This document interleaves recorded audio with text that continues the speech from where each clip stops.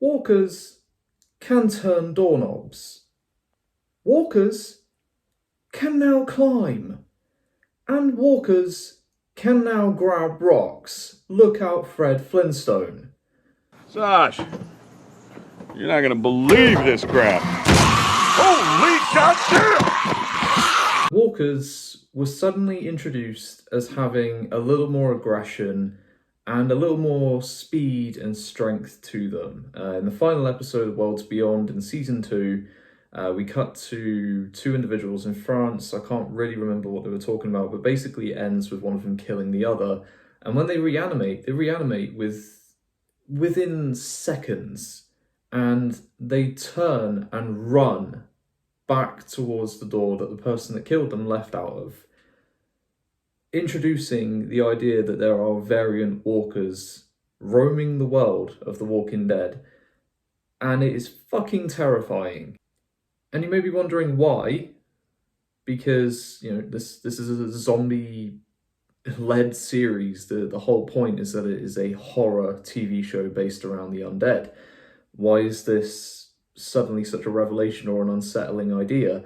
It's because we have, as an audience, we have grown to understand the walkers as being extremely velocity challenged. They are known for, well, literally walking or crawling or slumping around. That's all we've known them for. And there was always this question of whether or not the walkers could actually have variations, if they could be quicker, if they could be stronger, more intelligent in some way. And that was all coming off the very first episode of The Walking Dead, or the very first two episodes maybe, with Glenn and Rick particularly trying to escape Atlanta, where the walkers were climbing over fences. They could almost climb up ladders, things like that. There was a lot of inaccuracies between what we started with and what we now have. But we seem to be kind of doubling back on that a little bit. And it kind of feels like it's coming at the worst time, because we are finishing the flagship series. We are almost done with The Walking Dead. So it really does feel out of place to introduce it now. But we do admittedly still have Fear, The Walking Dead. We've got the Daryl spin-off, we've got the Maggie and Negan spin-off, and we've also got the Rick and Michonne spin-off. Fuck me, they need to stop with the spin-offs. But there is still a good amount of room to introduce the variant walkers, and you could have a good bit of fun with this. It doesn't need to be armies of walkers that can grab rocks and do shit like that, but just a few. And the way that it was portrayed in this episode, with Aaron believing that it was a whisperer, was great. Alright, so we're going to get into the breakdown of this episode. I'm going to try and do this as quickly as I can, for the simple fact that I'm running out of video storage. I've been doing a lot of recordings recently, so I wanted to get this one out of the way very quickly though. So opening up the episode, we get another montage, but this week is dedicated to just Eugene and his journey throughout The Walking Dead. What I didn't pick up on last week was that it was dedicated to Daryl. I actually picked that up when I rewatched it with my wife, which I think is really cool. It seems as though we are ending the series by dedicating a few of the intros to different characters. Last week was a little bit more focused on Daryl and his relationship with Judith. This week was focused on Eugene and his care for Max and kind of his loyalty to his friends and the question of what he was going to do. But we actually open up in the Commonwealth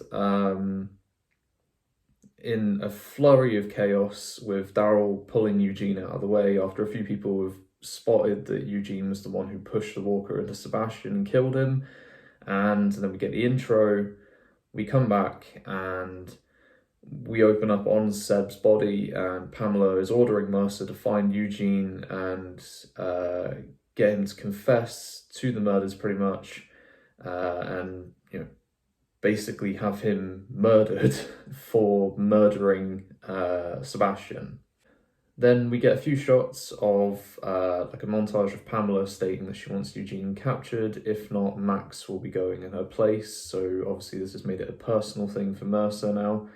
And we get a couple of cuts of the guys from Alexandria being arrested: Ezekiel, Rosita, Princess, things like that. Then the other side plot for the episode is actually focusing on Jerry, Aaron, Elijah, and Lydia. We catch up from where they were headed off last week, and they're headed to Oceanside, but are diverted from their path by a herd of walkers. And this is where we get introduced to the walker that can pick up rocks. What the fuck? But he turns, whilst walking with the rest of the herd, he turns to look in the direction of Aaron and Jerry, which I want to say maybe a quarter of a mile, half a mile away from the herd. So it's interesting that, just turned and looked in their direction. We cut back to the Commonwealth. Rosita's being interrogated by Mercer, basically wants to find where the hell Eugene has gone. Mercer says he'll try and get Eugene a fair trial and everything like that if he turns himself in, but if not, everyone from Alexandria is a suspect and complicit to the murder of Sebastian.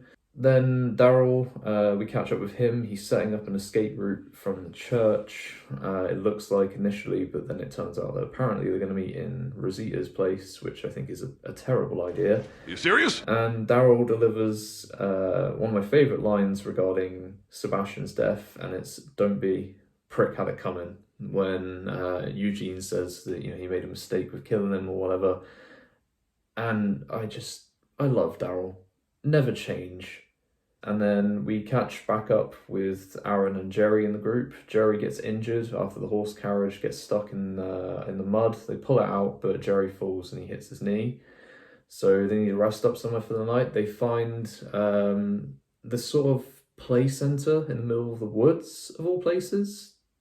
Certainly not left there for any suspicious or malicious intent at all, is it? And nothing can go wrong. Oh no, it all went wrong. They decide to settle up for the night there and carry on the next morning, and it looks pretty cool actually. I quite like the setting for where the walkers will inevitably attack, but the chemistry between Eli and Lydia is quite cute, and Lydia's uncertain if she wants to commit to that because of Henry. She conveys these worries to Aaron, and Aaron actually brings up Eric, which was really cool, and he recounts how he and Eric met and how they kind of waited for a long time before getting together and getting married, and he wishes that he could undo all of that pretty much. And it was a really sweet moment. It was a tender moment between the characters. I really enjoyed that. Then we cut back to Pamela cleaning Seb's body and getting him ready as he's brought into Lance towards the end of the episode, who is actually still chained up, and he swears his allegiance to the Miltons, and Pamela decides to basically flip a coin, but it just holds in her hands and puts it behind her back in a very childish way and says, if you pick the wrong hand, you will die. He picks the right hand and he survives, but by the looks of it, he's now got to look after the Walker version of Seb, so we're getting a very nice little repeat of the Governor storyline by the looks of it. We spend a bit more time with Lydia, Aaron, Jerry and Eli, and the Walkers have infiltrated the castle setting where they are, and it obviously introduces all the points that I stressed at the beginning of the episode, because this was fucking unsettling. A walker, just one out of the group, which was perceived to be a whisperer by Aaron particularly, was then revealed to actually be just a walker after it climbed up onto the roof of the castle area where Jerry and everyone were hiding, and proceeds to pick up a rock. And looks like an absolute unit to take down. Not even direct shots from Lydia could take it. A stab in the neck couldn't even take it. A stab in the chest didn't even push it back. It took a lot to take down this one walker. And this was probably the high point of the episode, to be honest. Everything else was good, and it was really decent character development. I enjoyed everything we had in terms of Eugene and Rosita and Daryl and particularly these four guys. But honestly, this was the high point, and I feel like this will be the talking point for the next week. And going forward, this is honestly going to be the shit I'm looking out for. I'm just going to be looking at every background walker going forward thinking, shit, is that one I'm going to duck next? Are they going to pull a Whisperer on them? Rounding off the episode, we basically had this whole little side mission from Rosita to try and find Max and get her out of the Commonwealth, basically, with Eugene and Daryl. She gets arrested in the end anyway, but Eugene decides that he can't just betray her like that. He loves her and things like that, and he gets himself arrested and chooses to try and give everyone else from Alexandria a chance to get the hell out of there, pretty much. And he omits any details that involve Max in his statement when he gets arrested, and he chooses to leave her out of it completely, which seemingly earns Mercer's respect by his facial expressions at that moment. And then the final shot of the episode that we get is Rosita gets kidnapped. I was a little perplexed by this. However, I have seen a clip, which I'm not going to mention here. I want to save it for next week's review. But I have seen a clip from next week that looks very interesting, and I think is going to play into where this whole kidnapping sequence comes in. But as a complete episode rundown, that's kind of, you know, the major talking points. Other little points is that Lydia and Eli actually get together, which is cute. Aaron informs Jerry that he's heard rumors that walkers can do shit, and the assassin, like the big guy that was working for Lance, is fed to Seb. So those are kind of like the big points really from the episode. A lot of good character work, particularly from Princess this week, which was really interesting, and good to get a little bit of evolution and sort of clarity over the relationship between Rosita and Eugene, and really establish actually how close they've become over the years. And I think a lot of that was united because of Abraham's death, but no, it was all really good stuff. I don't actually have a huge amount to complain about this week's, other than my concern that we're introducing what could become a fascinating element in the world of The Walking Dead, but too late. And it just leaves me really with a bit of a sour taste that I'm hoping can be, you know, rinsed out pretty much if they proceed with the variant walkers idea in the Walking Dead universe. If we get that in the spin-off shows or whatever, I just really hope that we get some sense of a follow-up to this, because this was really good stuff. I'm really excited by it, and yeah, I hope we see a bit more of it in the future. In terms of next week, I'm hoping that we get to see where Rosita's gone particularly. I'm very curious to see where Negan stands with all this, because obviously he got introduced to the Commonwealth, and we've had arguments with Ezekiel, who wants to stay there, try and make it better, and I guess find out if Aaron and the lot make it to Oceanside. But I think I'm more interested with the walkers at this point, and probably just finding out what they're doing with Rosita.